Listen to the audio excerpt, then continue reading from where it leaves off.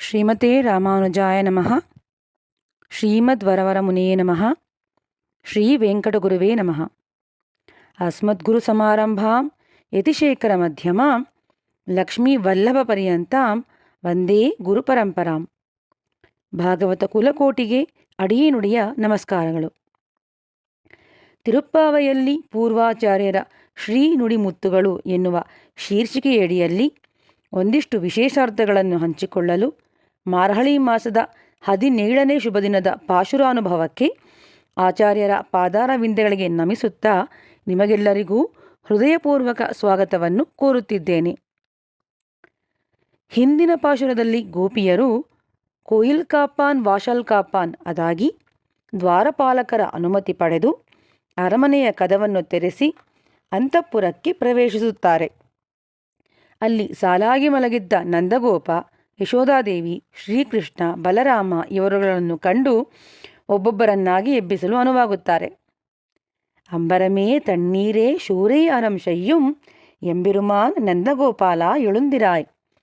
ಮೊದಲಿಗೆ ನಂದಗೋಪರಿಗೆ ಸುಪ್ರಭಾತವನ್ನು ಆಡುತ್ತಾರೆ. ನಂದಗೋಪರ ಮಹತ್ತರವಾದ ಔದಾರ್ಯವನ್ನು ಅದಕ್ಕೆ ತಕ್ಕ ವಿಶೇಷಣಗಳಿಂದ ಪ್ರಶಂಸನೆ ಮಾಡಿದ್ದಾರೆ. ನಂದಗೋಪನು ಬಹು ಉದಾರಿ. ಪ್ರಪಂಚದಲ್ಲಿ ಮುಖ್ಯವಾಗಿ ಎಲ್ಲರಿಗೂ ಬೇಕಾದದ್ದು ಅನ್ನ, ನೀರು ಮತ್ತು ವಸ್ತ್ರ. ಇವುಗಳನ್ನು ಯಥೇಚ್ಛವಾಗಿ ದಾನ ಮಾಡುವವನು ನಂದಗೋಪ. ಅಂತೆಯೇ ಅನ್ನದಾತೃತ್ವ ರೂಪ ಔದಾರ್ಯವನ್ನು ನಾವು ಶ್ರೀಕೃಷ್ಣನಲ್ಲಿ ಕಾಣಬಹುದು. ತನ್ನ ಜೊತೆಗಾರರಾದ ಗೊಲ್ಲಬಾಲಕರು ಬಹು ಹಸಿದಿದ್ದಾಗ ಬೃಂದಾವನದಲ್ಲಿ ಅಂಗೀರಸ ಎಂಬ ಯಜ್ಞ ನಡೆಯುತ್ತಿದ್ದ ಕಡೆಯಿಂದ ಪೂರ್ಣಾಹುತಿಗೂ ಮುನ್ನವೇ ಮಹರ್ಷಿ ಪತ್ನಿಯರಿಂದ ಆಹಾರವನ್ನು ತರಿಸಿ ಶ್ರೀಕೃಷ್ಣ ತನ್ನ ಸ್ನೇಹಿತರ ಹಸಿವನ್ನು ಶಮನ ಮಾಡಿಸಿ ತೃಪ್ತಿಗೊಳಿಸಿದನು. ಕಾರಣ ಗುಣಾಃ ಕಾರ್ಯೇ ಸಂಭವಂತಿ ಎಂಬ ನ್ಯಾಯದಂತೆ ಕಾರಣಭೂತನಾದ ನಂದನಲ್ಲಿ ಈ ಔದಾರ್ಯಗಳು ತುಂಬಿಕೊಂಡಿವೆ ಎನ್ನುವುದರಲ್ಲಿ ಅತಿಶಯೋಕ್ತಿ ಏನಿಲ್ಲ ಅಲ್ಲವೇ? ಹಾಗಾಗಿಯೇ ಅಂಬರಮೇ ತಣ್ಣೀರೇ ಶೂರೇ ಅರಂ ಶಯ್ಯುಂ ಎಂಬಿರುಮಾನ್ ನಂದಗೋಪಾಲ ಅದಾಗಿ ಶ್ರೀಕೃಷ್ಣನಿಗೆ ತಕ್ಕನಾದ ತಂದೆಯೆಂದು ಗೋದೆಯು ವಸ್ತ್ರವನ್ನು, ಶೀತೋದಕವನ್ನು, ಅನ್ನವನ್ನು ದಾನ ಮಾಡುವ ನಮ್ಮ ಸ್ವಾಮಿಯಾದ ನಂದಗೋಪನೇ ನಿನಗೆ ಸುಪ್ರಭಾತ ಎಂದು ಹಾಡುತ್ತಿದ್ದಾಳೆ. ತಾದವ್ಯಮಿಯದ್ದಾನಂ ದೀಯತೇನನುಪಕಾರಿಯೇ ದೇಶಕಾಲೇ ಚ ಪಾತ್ರೇ ಚ ತದ್ದಾನಂ ಸಾತ್ವಿಕಂ ಸ್ಮೃತಂ ಎನ್ನುವ ಗೀತಾಶ್ಲೋಕದಂತೆ ಪುಣ್ಯಕ್ಷೇತ್ರದಲ್ಲಿ ಪುಣ್ಯ ಕಾಲದಲ್ಲಿ ಸತ್ಪಾತ್ರರಿಗೆ ಯಾವ ಫಲವನ್ನೂ ಇಚ್ಛಿಸದೆ ನೀಡುವ ದಾನವೇ ಸಾತ್ವಿಕ ದಾನ ಎನಿಸಿಕೊಳ್ಳುತ್ತದೆ. ವಳ್ಳಳ್ ಅದಾಗಿ ದಾನಿ ಎನ್ನುವ ಕೀರ್ತಿಗಾಗಿ ಅಲ್ಲದೆ ನೀಡುವುದೇ ಪ್ರಯೋಜನ ಎನ್ನುವ ಭಾವದೊಂದಿಗೆ ಕೊಡುವವರು ನಂದಗೋಪರು. ಉದಾರ ಸರ್ವ ಏವೈತೆ ಎನ್ನುತ್ತಾನೆ ಕೃಷ್ಣ. ತನ್ನ ಬಳಿ ಯಾವುದನ್ನಾದರೂ ಅಪೇಕ್ಷಿಸಿ ತನ್ನನ್ನು ಭಜನೆ ಮಾಡಿದರೂ ಅವರನ್ನು ಉದಾರಿಗಳು ಎಂದು ಕೊಂಡಾಡುತ್ತಾನೆ ಭಗವಂತ. ತನಗೆ ಸರ್ವ ಫಲಪ್ರದ ಎನ್ನುವ ಹೆಸರು ಅವರಿಂದಲೇ ಉಂಟಾಯಿತಲ್ಲವೇ ಎನ್ನುತ್ತಾನೆ. ಲೋಕದಲ್ಲಿ ಯಾಚಿಸುವವರು ಕನಿಷ್ಠರು ಹಾಗೂ ದಾನ ನೀಡುವವರೇ ಶ್ರೇಷ್ಠರು ಎನ್ನುವ ಭಾವವಿದೆ. ಆದರೆ ಒಂದು ವಿಧದಲ್ಲಿ ನೋಡಿದಾಗ ಯಾಚಿಸುವವರು ದಾನಿಗಳ ಬಳಿ ಬಂದು ಅನಿತ್ಯವಾದ ಫಲವನ್ನು ಅವರಿಂದ ಪಡೆದು ನಿತ್ಯ ಫಲವಾದ ಪುಣ್ಯವನ್ನು ನೀಡಿ ಹೋಗುತ್ತಾರೆ. ಹಾಗಾಗಿ ದಾನ ಕೊಡುವವರಿಗಿಂತ ದಾನ ಪಡೆಯುವವರೇ ಉತ್ಕೃಷ್ಟರು ಎನ್ನುತ್ತಾನೆ ಭಗವಂತ. ಹಾಗಾಗಿಯೇ ಇವರನ್ನು ಉದಾರರು ಎಂದು ಹೇಳುತ್ತಾನೆ. ಇಷ್ಟರಲ್ಲಿ ಶ್ರೀ ನಂದಗೋಪರೆದ್ದು ಬಾಲೆಯರೇ ಏಕೆ ಕರೆದಿರಿ ಎನ್ನಲು ಗೋಪಿಯರು ಉಣ್ಣುಂ ಶೋರು ಪರುಗುಂ ನೀರು ತಿನ್ನುಂ ವೆತ್ತಿಲೈ ಅದಾಗಿ ಧಾರಕ, ಪೋಷಕ, ಭೋಗ್ಯ ಇವೆಲ್ಲವೂ ಕೃಷ್ಣನೇ ಎಂದಿರುವ ನಮಗೆ ಅವನನ್ನು ಪಡೆಯಲು ನೀವು ನಮಗೆ ಅನುಮತಿ ಎನ್ನುವ ದಾನವನ್ನು ನೀಡಬೇಕು ಎಂದು ನಂದಗೋಪನಲ್ಲಿ ವಿನಂತಿಸಿಕೊಳ್ಳುತ್ತಾರೆ. ಇವರುಗಳ ಇಂಗಿತವನ್ನು ತಿಳಿದು ನೀವೇ ಕೃಷ್ಣನನ್ನು ಎಬ್ಬಿಸಿ ಕರೆದೊಯ್ಯಿರಿ ಎನ್ನುತ್ತಾರೆ ನಂದಗೋಪರು. ಗೋಪಿಕೆಯರು ಬಹಳ ಸಂತೋಷದಿಂದ ಮುಂದೆ ಹೋಗಲು ಸ್ತ್ರೀಕುಲ ತಿಲಕಳು ಆದರಣೀಯಳು ಗೋಕುಲಕ್ಕೆ ಮಂಗಳ ದೀಪದಂತಿರುವ ಯಶೋಧಾದೇವಿಯನ್ನು ಕಾಣುತ್ತಾರೆ. ಅವಳನ್ನು ಕಂಡು ಕೊಂಬನಾರ್ಕಿಯೆல்லாம் ಕೊಳುಂದೇ ಕುಲವಿಳಕ್ಕೆ ಎಂಬೆರುಮಾಟ್ಟಿ ಯಶೋದಾಯ್ ಅರುವುರಾಯ್. ಮಂಗಳ ಶಾಖೆಗೆ ಸದೃಶರಾದ ಸ್ತ್ರೀಯರಿಗೆಲ್ಲ ಉತ್ಕೃಷ್ಟರಾದವಳೇ, ಗೋಪಾಲಕುಲಕ್ಕೆ ಮಂಗಳ ದೀಪದಂತಿರುವವಳೇ, ನಮಗೆಲ್ಲ ಸ್ವಾಮಿನಿಯಾದವಳೇ, ಕೃಷ್ಣನನ್ನು ಹಡೆದ ಭಾಗ್ಯವತಿಯೇ ಯಶೋಧಾಮಾತೆಯೇ, ನೀ ಏಳುವಂಥವಳಾಗಬೇಕು ಎಂದು ಯಶೋಧಾಮಾತೆಗೆ ಸುಪ್ರಭಾತವನ್ನು ಹಾಡುತ್ತಾರೆ. ಎಂಬೆರುಮ ಅಟ್ಟಿ ಯಶೋದಾಯ್. ಈ ಸಾಲಿಗೆ ಹೊಂದುವಂತೆ ನಾವು ಸ್ವಾಮಿ ಪಿಳ್ಳೆ ಲೋಕಾಚಾರ್ಯರು ತಮ್ಮ ಮುಮುಕ್ಷುಪಡಿ ಎನ್ನುವ ದಿವ್ಯಗ್ರಂಥದ ತಿರುಮಂತ್ರ ಪ್ರಕರಣದಲ್ಲಿ ಹೇಳಿರುವ ಶ್ರೀನುಡಿಮುತ್ತೊಂದನ್ನು ಕಾಣಬಹುದು. ಭರ್ತಾವಿನುடைய ಪಡುಕೆಯು ಪ್ರಜೆயினுடைய தொட்டிலையும் விடாதே இருக்கும் மாதாவே போலே பிரதம சரம பதங்களே விடாதே இருக்கும் இருப்பு. ஸ்ரீ நந்தಗೋಪரையும் ಕೃಷ್ಣரையும் விடாದ ಯಶೋದೆ ಪಿರಾಟಿಯೇ ಪೋಲೆ ಎಂದು. ಅದಾಗಿ ಮಾತೆಯಾದವಳು ತನ್ನ ಪತಿಯನ್ನು ಪುತ್ರನನ್ನು ಏಕಕಾಲದಲ್ಲಿ ಬಿಡದೆ ನೋಡಿಕೊಳ್ಳುತ್ತಾಳೆ. ಅವರಿಬ್ಬರಿಗೂ ಕುಂದು ಬರದಂತೆ ನಡೆದುಕೊಳ್ಳುತ್ತಾಳೆ. ಇದಕ್ಕೆ ಉದಾಹರಣೆಯಾಗಿ ಯಶೋದೆಯನ್ನು ಸ್ಮರಿಸುತ್ತಾರೆ. ಅದಾಗಿ ಈ ಪಾಶುರದಲ್ಲಿ ಕಾಣುವಂತೆ ಮೊದಲಿಗೆ ನಂದಗೋಪ, ನಡುವಲ್ಲಿ ಯಶೋಧ, ನಂತರ ಶ್ರೀಕೃಷ್ಣ. ಹೀಗೆ ನಂದಗೋಪ ಹಾಗೂ ಕೃಷ್ಣ ಇವರಿಬ್ಬರ ನಡುವಲ್ಲಿ ತಾನಿದ್ದು ಇಬ್ಬರನ್ನೂ ಏಕಕಾಲದಲ್ಲಿ ಬಿಡದೆ ಕಾಯುವ ಸ್ವಭಾವವಿರುವ ಗುಣಪೂರ್ತಿಯನ್ನು ಹೊಂದಿದ ಯಶೋದೆಯನ್ನು ಎಂಬೆರುಮ ಅಟ್ಟಿ, ನಮ್ಮ ಸ್ವಾಮಿನಿ ಎಂದು ಅವಳ ಗುಣ ವಿಶೇಷತೆಯೊಂದಿಗೆ ಸಂಬೋಧಿಸುತ್ತಿದ್ದಾಳೆ ಗೋದೆ. ಎಂಬೆರುಮ ಅಟ್ಟಿ ಎನ್ನುವ ಮಾತು ಜಗನ್ಮಾತೆಯನ್ನು ಸಂಬೋಧಿಸಿ ಹೇಳುವಂತೆಯೇ ಇದೆ.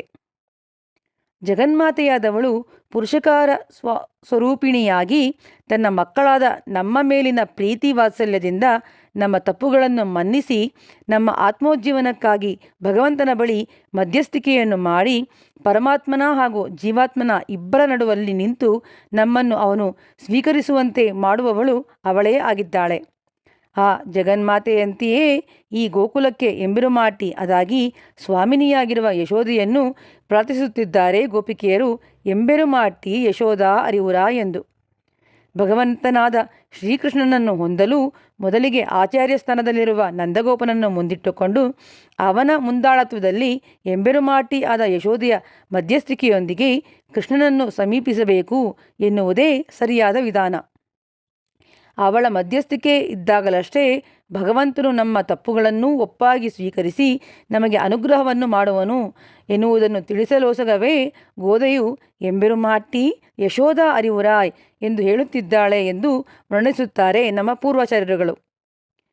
ಇದನ್ನು ಕೇಳಿ ಪ್ರಬುದ್ಧಳಾದ ಯಶೋದೆಯು ಇವರ ಭಾವವನ್ನು ಅರಿತು ಮುಂದೆ ಹೋಗಿ ಸುಖವಾಗಿ ಶಯನದಲ್ಲಿರುವ ಶ್ರೀಕೃಷ್ಣನನ್ನು ಕರೆದೊಯ್ಯಿರಿ ಎನ್ನಲು ಗೋಪಿಯರೆಲ್ಲ ನಿಶ್ಶಂಕರಾಗಿ ಮುಂದೆ ಸಾಗಿ ಶ್ರೀಕೃಷ್ಣನನ್ನು ಸ್ತುತಿಸಿ ಎಬ್ಬಿಸುವರು.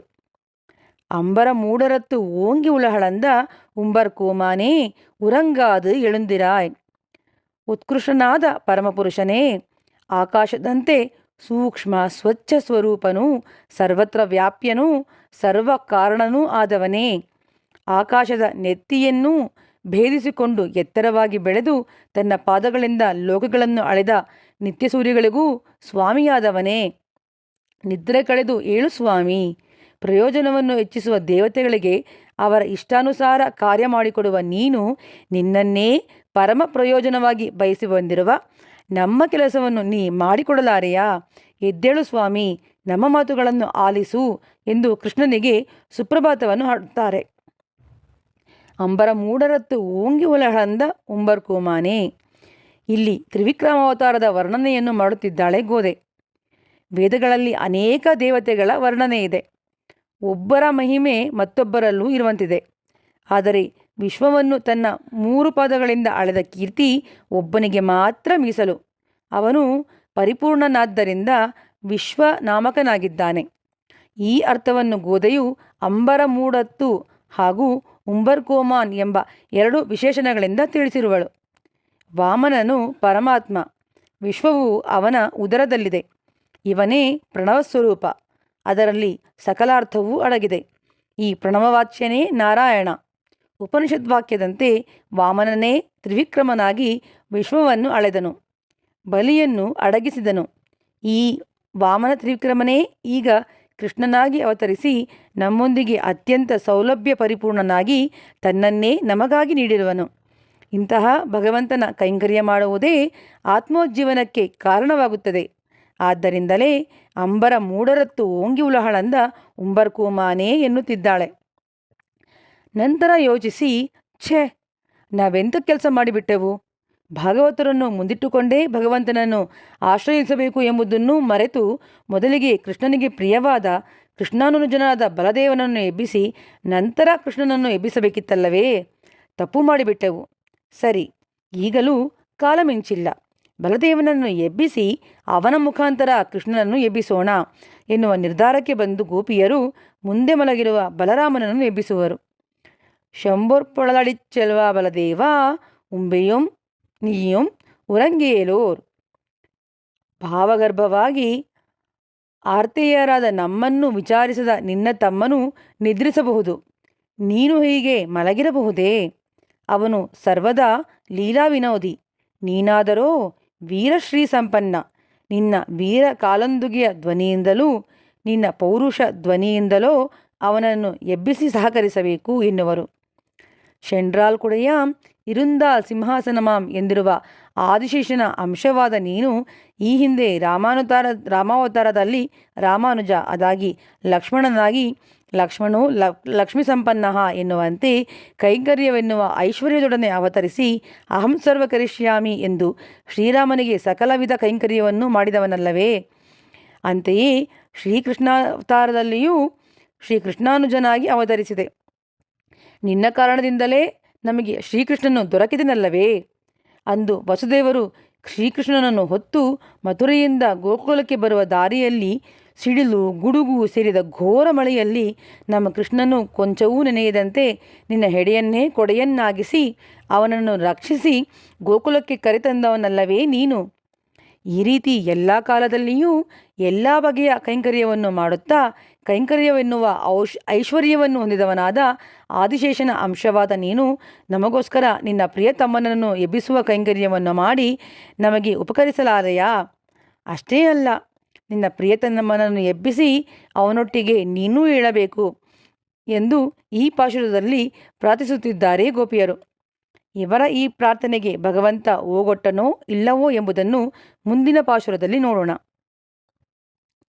ಅನಿತ್ಯವಾದ ಅಂಬರಮೇ ತಣ್ಣೀರೇ ಶೋರೆ ಎಂದು ಸದಾ ಉಂಡು ಇರಾಕಿಡಕೊಂಬೋದು ಉಡಲಕ್ಕೆ ಕರಂದುರೈಂದು ಎನ್ನುವಂತೆ ಸದಾ ಮನೆ, ಊಟ, ವಸ್ತ್ರ ಎಂದು ಈ ಶರೀರಕ್ಕಾಗಿಯೇ ಚಿಂತಿಸುತ್ತಾ ಸಂಸಾರ ಬಂಧನದಲ್ಲಿ ಸಿಲುಕಿರುವ ಚೇತನನನ್ನು ಈ ಬಂಧನದಿಂದ ಬಿಡುಗಡೆ ಮಾಡಿ ಅಂಬರಮೇ ಅದಾಗಿ ಪರಮಾಕಾಶವೆನಿಸಿದ ವೈಕುಂಠ, ತಣ್ಣೀರೇ ಅದಾಗಿ ವಿರಜಾ ನದಿ ಮತ್ತು ಶೋರೇ ಅದಾಗಿ ಅನ್ನ ಅಹಮನ್ನಾದೋಹಮನ್ನಾದಹ ಎನ್ನುವ ಮೂರು ನಿತ್ಯವಾದುದನ್ನು ನೀಡಲೆಂದು ಅವತರಿಸಿದವರೇ ಎಂಬೆರುಮಾನ್ ನಂದಗೋಪಾಲ, ಅದಾಗಿ ಎಂಬೆರುಮಾನಾರ್ ಎಂದೇ ಕೊಂಡಾಡಲ್ಪಡುವ ಆಚಾರ್ಯ ಶ್ರೀ ರಾಮಾನುಜರು. ಕೊಂಬನಾರ್ಕೆಲ್ಲಾಂ ಕುಳೊಂದೇ ಕುಲವಿಳಕ್ಕೆ ಎನ್ನುವಂತೆ ಶ್ರೀವೈಷ್ಣವ ಕುಲದ ಆಚಾರ್ಯ ಪರಂಪರೆ ಎನ್ನುವ ದೀಪಗಳ ನಡುವೆ ಪರಂಜ್ಯೋತಿಯಾಗಿ ಪ್ರಜ್ವಲಿಸುವ ದೀಪವಾಗಿ ಅವತರಿಸಿದವರೇ ಆಚಾರ್ಯ ಶ್ರೀ ರಾಮಾನುಜರು. ಅಂಬರ ಮೂಡರತ್ತು ಓಂಗಿ ಉಳಹಳಂದ ಉಂಬರ್ಕೋಮಾನ್ ಅದಾಗಿ ವಾಮನ ತ್ರಿವಿಕ್ರಮನಾಗಿ ಅವತರಿಸಿ ಪಶು ಪಕ್ಷಿ ಕ್ರಿಮಿಕೀಟಗಳೆಂಬ ಭೇದವಿಲ್ಲದೆ ಸರ್ವ ಜೀವಿಗಳ ಮೇಲೂ ತನ್ನ ಶ್ರೀಪಾದಗಳನ್ನಿರಿಸಿ ಕೃಪೆ ತೋರಿದ ಭಗವಂತನಂತೆಯೇ ಇವರೂ ಸಹ ಪಾಪಿಷ್ಠರು, ಪುಣ್ಯವಂತರು, ಉತ್ಕೃಷ್ಟರು, ಕನಿಷ್ಠರು ಎಂಬ ಭೇದವಿಲ್ಲದೆ ಸಕಲ ಜೀವಿಗಳಲ್ಲೂ ಒಂದೇ ರೀತಿಯಾದ ಪ್ರೀತಿ ಆದರವನ್ನು ತೋರಿ ಚೇತನನ ಆತ್ಮಕ್ಷೇಮಾರ್ಥವಾಗಿ ಜಗತ್ತಿನೆಲ್ಲೆಡೆ ಶ್ರೀವೈಷ್ಣವ ಸಿದ್ಧಾಂತವನ್ನು ಪಸರಿಸುವಂತೆ ಮಾಡಿದವರು. ಶಂಭುರ್ ಕರಡಿಚ್ಚೆಲ್ವಾ ಬಲದೇವ ಎನ್ನುವಂತೆ ಶೆಂಡ್ರಾಲ್ ಕುಡೆಯಾಂ ಇರುಂದಾಲ್ ಸಿಂಹಾಸನಮಾಂ ಎಂದಿರುವ ಆದಿಶೇಷನ ಅಂಶವಾದ ಇವರು ರಾಮಾವತಾರದಲ್ಲಿ ಲಕ್ಷ್ಮಣನಾಗಿ ಶ್ರೀಕೃಷ್ಣಾವತಾರದಲ್ಲಿಯೂ ಕೃಷ್ಣಾನುಜನಾಗಿ ಈ ಕಲಿಯುಗದಲ್ಲಿ ಭಗವಂತನ ಅರ್ಚಾವತಾರಕ್ಕೆ ಜೊತೆಯಾಗಿ ಅಹಂ ಸರ್ವ ಕರಿಷ್ಯಾಮಿ ಎಂದು ಸದಾಕಾಲವೂ ಭಗವಂತನಿಗೆ ಸಕಲವಿಧ ಕೈಂಕರ್ಯವನ್ನು ಮಾಡಲೋಸಗ ಶ್ರೀರಾಮಾನುಜರಾಗಿ ಅವತರಿಸಿ ಪ್ರತಿಯೊಬ್ಬ ಚೇತನನ ಆತ್ಮೋಜ್ಜೀವನಕ್ಕಾಗಿ ಪಣ ತೊಟ್ಟು ನಿಂತು ಅವನನ್ನು ಭಗವಂತನ ಸಾಮೀಪ್ಯಕ್ಕೆ ಕೊಂಡೊಯ್ಯಲು ಶ್ರೀವೈಕುಂಠದ ಭೋಗವನ್ನು ತೊರೆದು ಈ ಕರ್ಮಭೂಮಿಯಲ್ಲಿ ಅವತರಿಸಿದ ಕರುಣಾಮೂರ್ತಿಯೇ ಆಚಾರ್ಯ ಶ್ರೀರಾಮಾನುಜರು. ಇಂತಹ ಶ್ರೇಷ್ಠತಮ ಗುಣಗಳನ್ನು ಹೊಂದಿದ ಜಗದಾಚಾರ್ಯರಾದ ಶ್ರೀರಾಮಾನುಜರ ಪಾದಾರವಿಂದವನ್ನು ಆಶ್ರಯಿಸಿದ ನಮ್ಮ ಪೂರ್ವಾಚಾರ್ಯರ ಪಾದಾರವಿಂದಗಳನ್ನು ಆಶ್ರಯಿಸಿ ಅವರ ನುಡಿಮುತ್ತುಗಳ ಭಾವಾರ್ಥವನ್ನು ಮನದಲ್ಲಿ ಗ್ರಹಿಸಿ ಆತ್ಮೋಜ್ಜೀವನ ಹೊಂದೋಣ ಎಂದು ಹೇಳುತ್ತಾ ಅಸ್ಮದಾಚಾರ್ಯರ ಪಾದಾರವಿಂದಗಳಿಗೆ ನಮಿಸುತ್ತಾ ಇಂದಿನ ಸಂಚಿಕೆಗೆ ಮಂಗಳ ಹಾಡುತ್ತಿದ್ದೇನೆ. ಅಡಿಯೇನ್ ರಾಮಾನುಜದಾಸಿ ಕೃಷ್ಣ ತಪಸ್ವಿನಿ. ಶ್ರೀಮತ್ಯೇ ವಿಷ್ಣುಚಿತ್ತಾರ್ಯ ಮನೋನಂದನ ಹೇತವೇ ನಂದನಂದನ ಸುಂದರಿಯೇ ಗುದಾಯೇ ನಿತ್ಯಮಂಗಳಂ ಶ್ರೀಮತೆ ಸೌಮ್ಯಜಾಮಾತೃ ಮುನೀಂದ್ರಾಯ ಮಹಾತ್ಮನೆ ಶ್ರೀರಂಗವಾಸಿನೇ ಭೂಯಾತ್ ನಿತ್ಯಶ್ರೀರ್ನಿತ್ಯಮಂಗಳಂ ಮಂಗಳಾಶಾಸನಪರೇರ್ಮದಾಚಾರ್ಯ ಪುರೋಗಮೈಃ ಸರ್ವೈಶ್ಚ ಪೂರ್ವೈರಾಚಾರ್ಯೈ ಸತ್ಕೃತಾಯಾಸ್ತು ಮಂಗಳಂ. ஆண்டாள் ரங்கமன்னார் திருவடிகளே சரணம். ஆழ்வார் எம்பெருமானார் ஜீயர் திருவடிகளே சரணம். ஆச்சாரியன் திருவடிகளே சரணம். ஸ்ரீமதே ராமானுஜாய நமஹ.